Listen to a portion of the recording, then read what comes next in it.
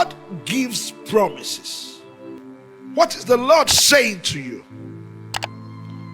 Your promise is your compass. Your promise is your hope. Your promise is your reference point.